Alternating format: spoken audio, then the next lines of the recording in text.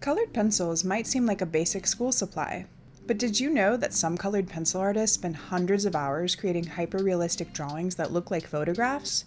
Or that Faber Castell currently makes a pencil that retails at $10,000 each? So what separates cheap colored pencils from professional ones? What paper and tools actually make a difference? And how do artists create smooth transitions and vibrant layers? In today's episode, we're diving into the world of colored pencils, the types, the tools, and the techniques artists use to bring drawings to life. Welcome back to Studio CC, art education for everyone. Today we're exploring one of the most accessible and beginner-friendly art materials out there, colored pencils.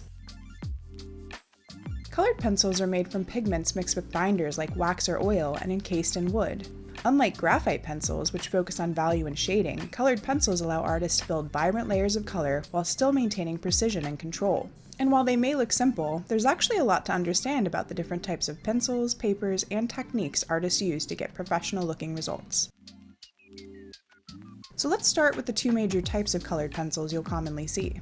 Wax-based colored pencils are the most common type and are usually the best choice for beginners. These pencils tend to feel softer and smoother, making them great for blending and layering vibrant color. Because they contain wax in the binder, they can create rich coverage fairly quickly. However, softer pencils can wear down faster and sometimes produce something called wax bloom, a cloudy film that can appear on heavily layered drawings. Oil-based colored pencils use oil as part of the binder instead of relying solely on wax. These are typically much more expensive and harder to find in stores. These pencils are often firmer, hold a sharper point longer, and are excellent for detail work and controlled layering. They typically produce less wax bloom and can feel slightly less creamy than wax-based pencils, but many artists love them for realism and precision. Brands like Faber Castell Polychromos are well known for their oil-based pencils. I did a side-by-side comparison of my Prismacolor and Faber Castell pencils. The main differences were that the Prismacolors felt a little more crumbly and more saturated than the Faber Castell pencils, while the Faber Castells filled in the grain of the paper easier. Student-grade colored pencils are usually less expensive and great for beginners or classroom use. The pigments are usually less saturated and they feel a little harder than artist quality. Artist-grade pencils contain higher quality pigments, stronger light fastness, and smoother layering capabilities. But if you're just starting out, you absolutely do not need the most expensive pencils available. Technique matters far more than the brand. A colorless blender pencil is an artist tool made of wax-based binder with no pigment. It's designed to blend, burnish, and soften colored pencil artwork without changing the colors. It acts like a clear pencil that moves pigment around, fills in the paper grain, and creates smooth, vibrant transitions between colors. A pencil extender is a simple, reusable tool that holds short pencil stubs, effectively elongating them so they remain comfortable to use. By inserting a stubby, hard-to-hold pencil into the extender, you can draw or write with the pencil until it is completely used up, minimizing waste and saving money. My white and black pencils almost always end up in one of these. Kneaded erasers are great for lifting small amounts of pigment gently. Vinyl erasers can remove stronger marks, though colored pencil can be more difficult to erase completely than graphite. A good sharpener matters more than most people think. Colored pencil cores are softer than graphite, so a poor sharpener can constantly break the pencil tip. Handheld sharpeners and crank sharpeners both work well, as they create a clean point and aren't as damaging as electric pencil sharpeners. Some artists prefer to use a sandpaper block over a sharpener for more control and a more subtle point. I also use this if I need to quickly dull a pencil point for better blending. This is one of those tools that's definitely not necessary, but it's such a nice luxury when working with colored pencils.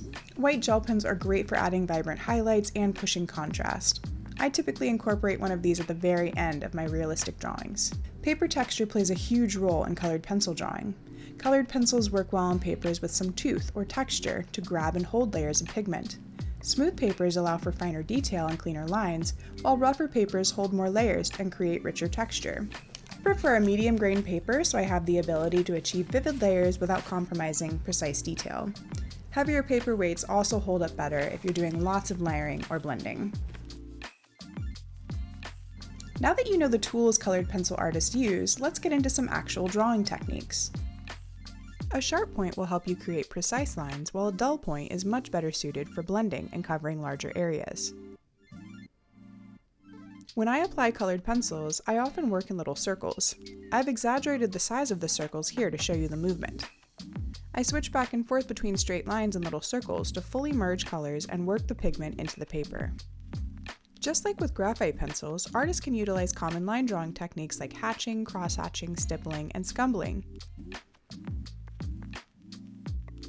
These techniques are especially useful for sketch style or illustrative artwork. I used my Faber Castell Polychromos for these particular demonstrations because they are harder and don't need to be sharpened as often. If you'd like to watch a more thorough tutorial on these techniques, here's a link to my Graphite for Beginners video. Next, I'll show you how to blend multiple colors together using a couple different methods. But first, it's important to note that colors near one another on the color wheel blend very well. If you choose colors that are farther away from one another, you may achieve brown or gray, which is of course fine depending on what you want to accomplish. The first blending technique I'll demonstrate is called layering. This means applying multiple transparent layers of color gradually instead of pressing hard immediately. This is crucial when working with colored pencils. If you apply too much pressure too fast, blending colors and making subtle textures will be almost impossible. Layering creates richer, more complex color and smoother transitions. Once I have enough pencil applied to the page, I apply heavier pressure to blend and polish layers together. This is called burnishing and is one of the signature techniques of colored pencil art. It creates a smooth, almost painted appearance. Finally, I'm going to apply these techniques to achieve a three-dimensional form. I'm going to use a combination of layering, overlapping colors, burnishing, and a blender pencil. I like to apply my lightest colors or values first to make sure they don't get lost. I work across the entire sphere applying transparent layers of pencil and gradually build up the tone. Notice that I'm applying the pencil in both little circles and straight lines. Once I have a solid amount of pigment applied, I switch to my colorless blender. I start in the lightest area and work my way out because the blender pencil picks up pigment and I don't want to smear dark blue into my yellow area. It needs to be cleaned off occasionally by rubbing it on scrap paper. Now that we've covered the basics, let's put these techniques into practice and work on a more polished drawing. I've selected a photograph of a pear that has a variety of colors and textures. The first thing I do when making any serious colored pencil drawing is create a color swatch. I start by initially grabbing all of the pencils I think I might use and test them out on the same paper I'm going to use for the final drawing. This may seem like a tedious or unnecessary step, but it's a crucial part of my process and I reference this sheet frequently throughout my drawing. I also typically experiment by creating quick attempts of various parts of the image. It helps me warm up and test different techniques and colors prior to starting the real drawing. For the drawing itself, I selected a toned tan paper because I love the way the colored pencil reacts to it. I start by using a mid-tone color and loosely sketch the outline. Then I begin the layering process by applying a very transparent layer of my mid-tone color. I next try to envision blocks of color across the pear and begin adding sections of colors based on what I see.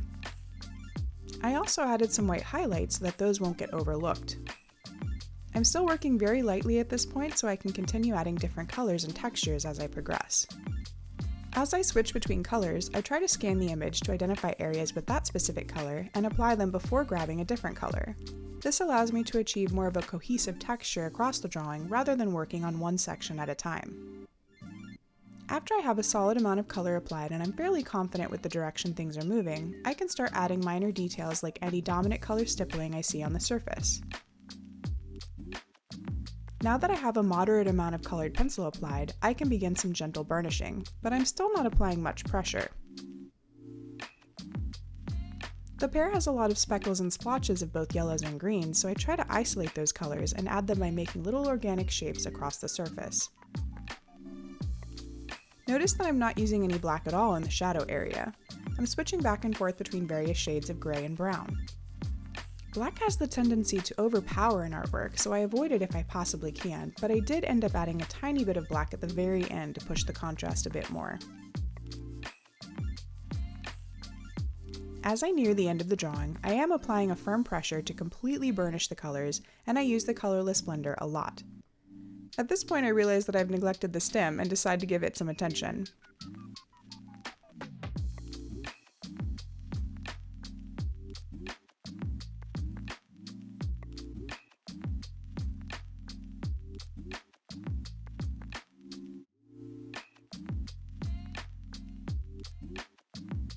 I like the blender pencil because you can still add color on top of it.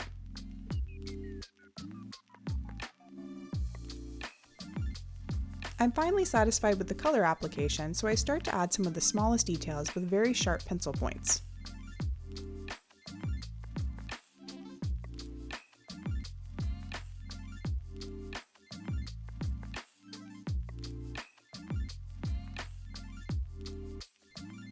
I nitpick the colors a bit more before I'm finally ready to call this drawing finished.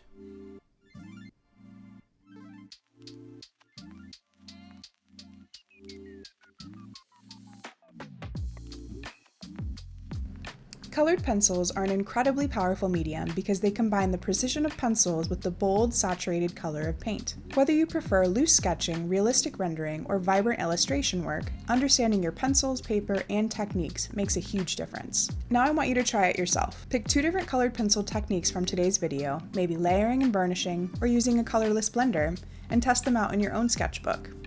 Then let me know in the comments which technique was your favorite and what kind of colored pencils you're working with right now. And if you enjoyed this video, make sure to subscribe, because next time we're diving into oil pastels and exploring even more beginner-friendly techniques. Thanks for watching, and I'll see you in the next episode of Studio CC.